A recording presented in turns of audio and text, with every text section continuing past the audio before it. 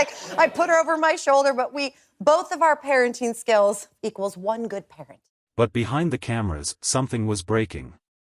In 2022, she walked into her trailer and did something that shocked everyone on set. She gathered her producers and said words that changed everything. What happened next reveals the dark truth about her final years on the show. The latest reports about her condition are heartbreaking. This isn't about money or fame anymore. Cuoco was born on November 30, 1985 in Camarillo, California, only about 50 miles from Los Angeles. And the closeness to Hollywood shaped her life even before she understood what that meant. Her father, Gary Cuoco, worked as a real estate agent, and her mother, Lane Wingate, stayed home with the kids, carrying her English and German roots into the family's quiet routines. Life felt normal in many ways, but the entertainment world was always nearby, and it pulled her in earlier than anyone expected. By age 6, she had already stepped in front of a camera for the television movie Quicksand, No Escape, and was doing commercials whenever she could. Those early auditions came easily because LA was right there. And each small job pushed her a little closer to the path that would one day define her. It was a soft beginning, something simple. Yet, it laid the base for a career that would soon become impossible to ignore. Even before acting took over, her parents pushed her to try everything. At 3 years old, she picked up a tennis racket and fell into the rhythm of it fast. Junior tournaments came one after another. And by the late 1990s, she was ranked among the top amateurs in Southern California. She finished the 1998 year-end as number 56 inches girls 14 singles and number 12 in doubles, which was impressive for someone who was also running 2 auditions. Still, she never stopped appearing in commercials. Never slowed down the movement between sets and tournaments. The mix of sports and acting trained her to stay tough, stay focused, and stay upright when the pressure arrived. Those traits became the quiet armor she would need when Hollywood started calling louder. In the late 1990s, it looked like she might go fully into tennis. Coaches saw potential. People around her believed she could go pro. She trained with that goal in mind and carried the weight off competition every day. But another part of her life kept growing. Acting roles were coming in more often. By 2002, she was 16 and already busy on television shows, including 8 Simple Rules. The choice came slowly, and then all at once she stepped away from tennis in 2002 and decided to make acting her future, surprising many who thought she would stay in the sports world. But she knew where she felt strongest. That one decision cleared a path that would eventually lead her to the Big Bang Theory and everything that came after. School was never simple for her. She felt different from the other kids almost from the start. By 5th grade, she switched to homeschooling to keep up with auditions, sets, and tournaments. It was easier and harder at the same time. Easier because she could keep moving. Harder because it isolated her. She finished high school at the age of 16, which sounds impressive on paper but came with its own kind of loneliness. She never had a typical school life. Never really blended in, but that flexibility kept her career alive. It gave her the space to take bigger roles and never be held back by the bell schedule everyone else followed. Through all of this, her family stayed steady. Her father went with her to auditions. Her mother supported her choices and pushed her to stay kind even when the business wasn't. She kept the same agents, managers, and attorneys from age 15 onward, which almost never happens in Hollywood. Her younger sister, Brianna, soon moved into acting, too. Turning the whole family into a tight little unit that helped her survive the early chaos. Having those people around her made it easier to move ahead and trust the road in front of her. She started working before she even turned 10. At 6, she appeared in Quicksand No Escape as Connie Reinhardt, acting next to Tim Matt and Donald Sutherland. The movie came out on March 4, 1992. That first experience gave her a glimpse of the world she would spend her whole life in. By 1995, she showed up again in the CI5 film Virtuosity, released on August 4, 1995, working alongside Denzel Washington and Russell Crowe. It was her film debut, small but meaningful because she was sharing the screen with major stars. In 1997, she popped up as a little girl in Picture Perfect with Jennifer Aniston. Her name tucked at the very end of the credits, yet still a sign that Hollywood was noticing her. These early roles stacked up fast, each one a step higher than the last. Her face kept showing up on TV throughout the 1990s. She played Miranda in Northern Exposure in 1990 when she was about 7. She appeared as young Angela in My So-Called Life in 1994. In 1995, she played a young version of Ellen DeGeneres in the Puppy episode of Ellen, which later became one of the most famous episodes in television history. She even popped onto Don't Forget Your Toothbrush in 1995. One guest role after another filled her schedule. She was studying, auditioning, filming, and still trying to feel normal among other kids who were not living anything close to her life.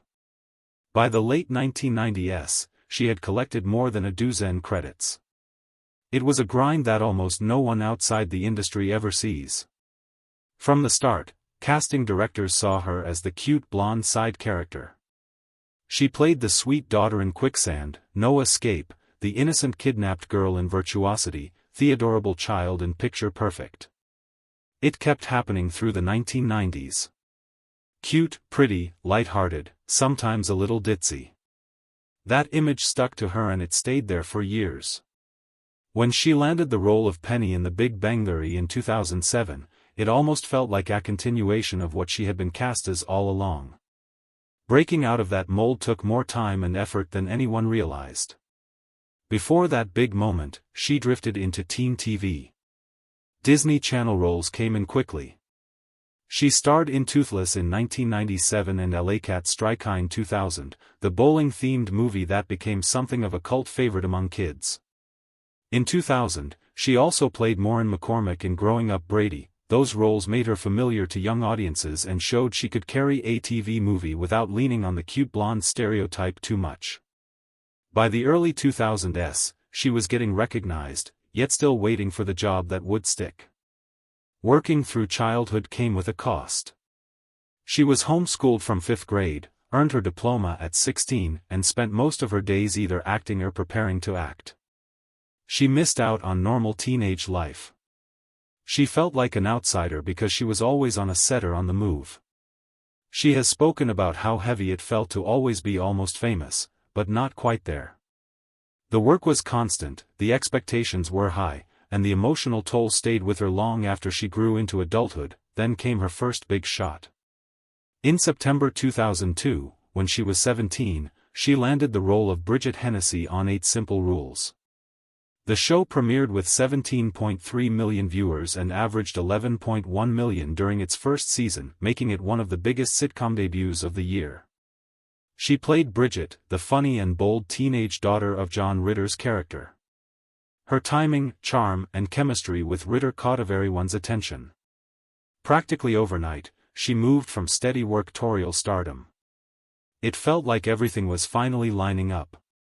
But life shifted in a way no one expected.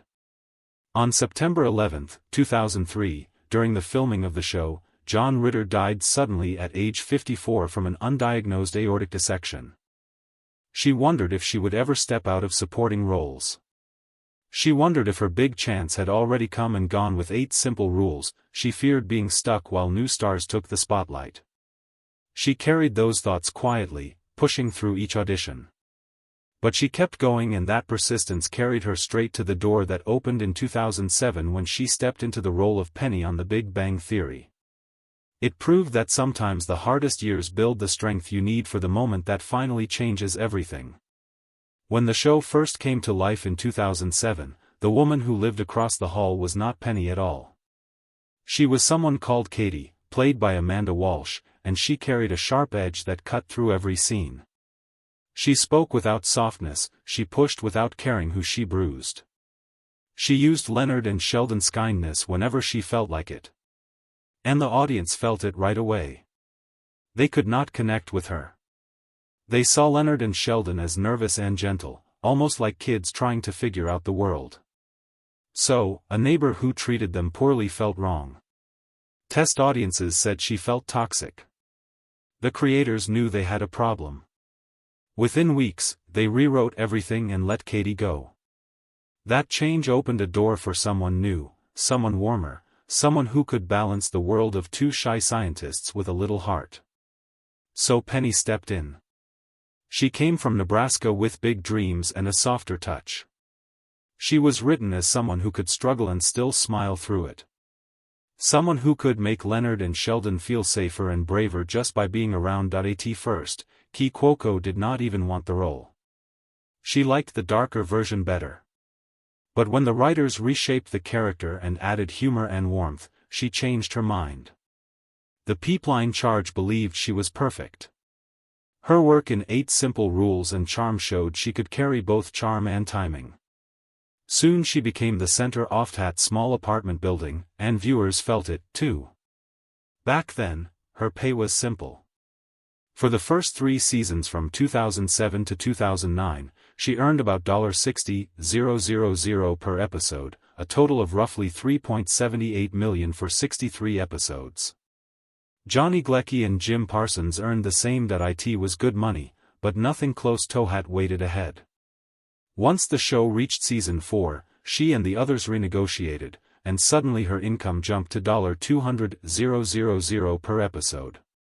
With each season, the number kept rising, showing how quickly the audience grew and how smart the cast was about securing their future. During those early years, the show found its rhythm. In the first 2 seasons, it felt small and niche, but by the time season 3 arrived in 2009, the numbers shot past 15 million viewers each week. The reason was simple. The chemistry between Penny, Leonard, and Sheldon felt new and fresh. Viewers could not look away.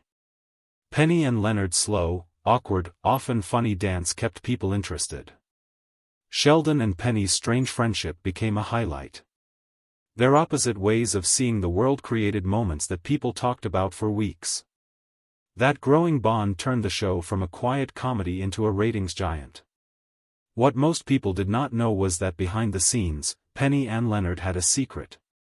From 2008 to 2009, Cuoco and Johnny Galecki dated quietly. They kept it hidden so well that even some of the crew had no idea. Cuoco later admitted she liked him from the beginning. And scenes like the Nirvana annihilation brought them even closer. At one point, they even thought about marriage. They ended things in 2009, but stayed close. That hidden chapter made their on-screen chemistry feel more real, and fans sensed it long before they knew the truth. Money changed again once the show exploded. In the very beginning, Cuoco had earned only $45,000 per episode, but as the show grew, so did her value. By season 2, she was making $200,000 per episode. Her contract before season 4 included a rare automatic raise of $50,000 each year. It meant that with each season, her earnings rose on their own. By the time she entered season 5, she was already in a league far beyond most sitcom actors. Her pay for seasons 5 through 7 climbed from $250,000 to $300,000 and then to $350,000 per episode. Over those 3 seasons, she earned around $25.2 million. She also received a percentage off syndication profits, which added even more to her income. Only a few actresses in the world came close to her earnings at that time. She was now a major force in television. Then came the moment everyone remembers. By season 8 in 2014, Cuoco, Jim Parsons, and Johnny Galecki signed a deal for $1 million per episode. No sitcom cast had ever reached that level. The contract covered 72 episodes across seasons 8, 9, and 10 and brought her around $72 million. On top of that, she earned 1% of the show's back-end profits. The first year alone added another $10 million. By 2020, her net worth passed $100 million, placing her among the richest actors in television history. Yet, she surprised everyone in the final stretch. For seasons 11 and 12 from 2017 to 2019, She agreed to take a pay cut of $100,000 so that Mayim Balak and Melissa Rowell could be raised to $500,000 per episode. She gave up a